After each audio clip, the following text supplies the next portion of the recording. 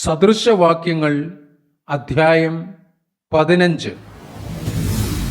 മൃദുവായ ഉത്തരം കോപത്തെ ശമിപ്പിക്കുന്നു, കഠിനവാക്കോ കോപത്തെ ജ്വലിപ്പിക്കുന്നു.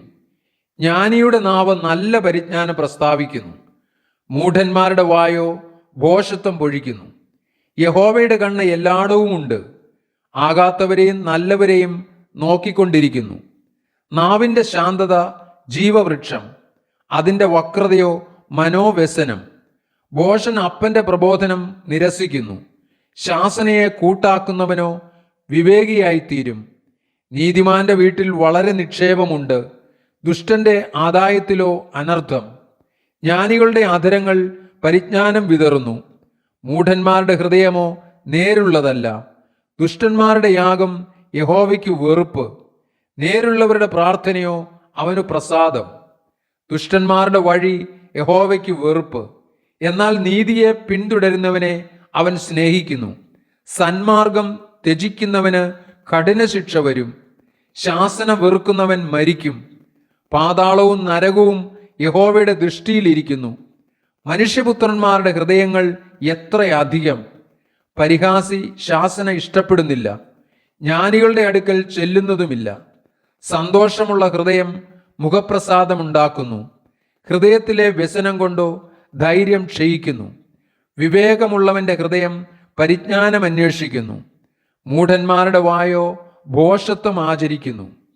അരിഷ്ടന്റെ ജീവനാളൊക്കെയും കഷ്ടകാലം, സന്തുഷ്ട ഹൃദയനോ നിത്യം ഉത്സവം. ബഹുനിക്ഷേപവും അതിനോടുകൂടെ കഷ്ടതയും ഉള്ളതിനേക്കാൾ യഹോവ ഭക്തിയോടുകൂടെ അല്പധനമുള്ളത് നന്ന്. ദ്വേഷമുള്ളയിടത്തെ തടുപ്പിച്ച കാളയേക്കാൾ സ്നേഹമുള്ളയിടത്തെ ശാകഭോജനം നല്ലത്. ക്രോധമുള്ളവൻ കലഹമുണ്ടാക്കുന്നു, ദീർഘക്ഷമയുള്ളവനോ കലഹം ശമിപ്പിക്കുന്നു. മടിയന്റെ വഴി മുള്ളുവേലി പോലെയാകുന്നു, നീതിമാന്മാരുടെ പാതയോ പെരുവഴി തന്നെ. ജ്ഞാനമുള്ള മകൻ അപ്പനെ സന്തോഷിപ്പിക്കുന്നു, മൂഢനോ അമ്മയെ നിന്ദിക്കുന്നു. ഭോഷത്വം ബുദ്ധിഹീനന് സന്തോഷം, വിവേകിയോ ചൊവ്വായി നടക്കുന്നു. ആലോചന ഇല്ലാഞ്ഞാൽ ഉദ്ദേശങ്ങൾ സാധിക്കാതെ പോകുന്നു, ആലോചനക്കാരുടെ ബഹുത്വത്താലോ അവ സാധിക്കുന്നു.